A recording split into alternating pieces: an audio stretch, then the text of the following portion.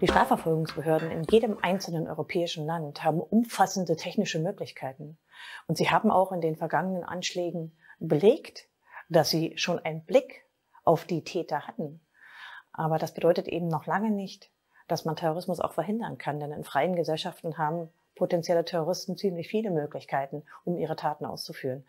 Also der Glaube, dass man mit noch mehr Überwachung oder sogar dem Unterminieren der Verschlüsselung, die wir essentiell brauchen, als Bürger, aber auch in der Wirtschaft, dass man dadurch den Terrorismus verhindern könnte, scheint mir ein Irrglaube zu sein. Also Ende-zu-Ende-Verschlüsselung ist ein Konzept der verschlüsselten Kommunikation, wo von dem Gerät des einen Kommunizierenden zu dem Gerät des anderen Kommunizierenden eine sichere Verbindung aufgebaut wird. Also nur diese beiden Endpunkte, deswegen Ende-zu-Ende-Verschlüsselung, können auf die Inhalte der Kommunikation zugreifen.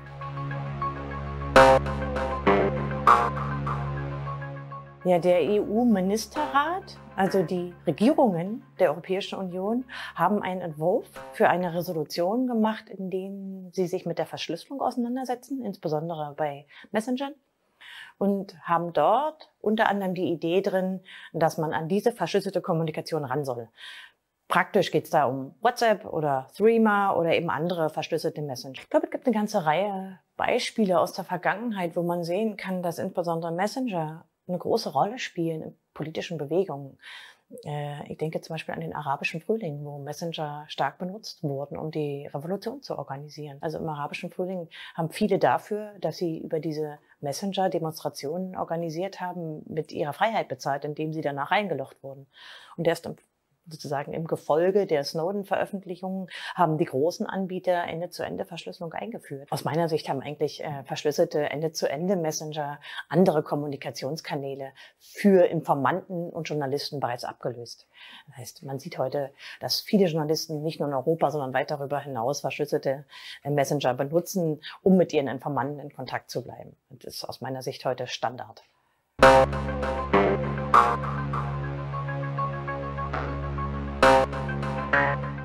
Ich denke, das Wissen darum, dass diese Daten auch wirklich Ende-zu-Ende verschlüsselt sind und kein anderer da hineingucken kann, gibt den Menschen Vertrauen und Sicherheit.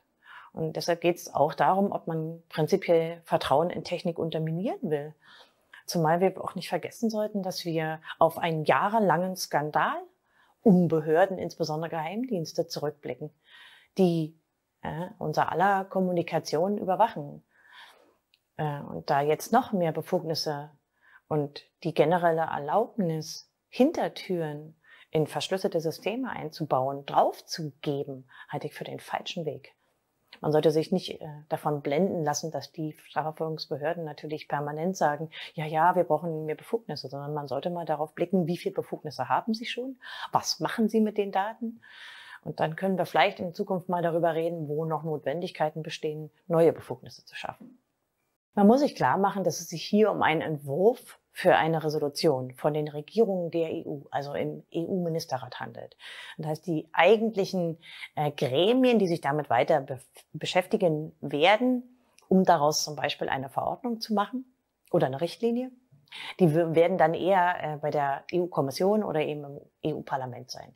Das heißt, der Weg ist schon noch relativ weit, bis das bindende Gesetzgebung geben kann. Und da muss man natürlich auch vieles, was jetzt noch vage formuliert ist in diesem Resolutionsentwurf, noch konkretisieren. Aber wir sehen natürlich schon einen sehr langen Prozess, der zu diesem Resolutionsentwurf geführt hat.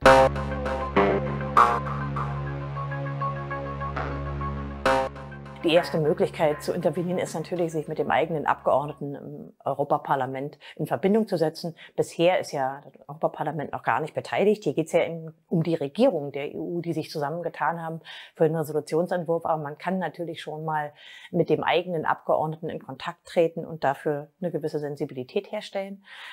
Ich rate auch jedem, sich mit diesem Thema auseinanderzusetzen, denn die vielen technischen Argumente sind überhaupt nicht neu. Wir haben eine lange Debatte um das Recht auf Verschlüsselung, um das Verbieten von Verschlüsselung, um die Vor- und Nachteile davon. Da kann man sich gerne einlesen.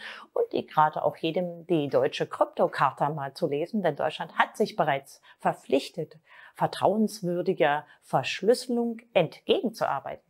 Wir haben also von der jetzigen Regierung sogar ein Statement dazu, dass sie eine sichere Kommunikation befürwortet und unterstützen möchte. Und diesen Spagat, den würde ich doch gerne mal begründet hören. Und diese ganzen Argumente kann man sich nehmen, um sich einmal selber damit auseinanderzusetzen, aber auch um seinen eigenen Abgeordneten und letztlich auch, wenn man möchte, darüber schreiben, dass man also die Öffentlichkeit darüber informiert. Ich denke, in diesem Punkt sollte man nicht klein beigeben. Aber ich sehe natürlich auch eine gewisse Schwierigkeit darin, dass so im Rahmen der Probleme, die viele Menschen jetzt in der Pandemie haben, also wirtschaftliche Probleme, aber auch Probleme mit mit der ganzen Isolation, das Thema untergehen könnte. Und deswegen finde ich, dass man sich auch engagieren sollte.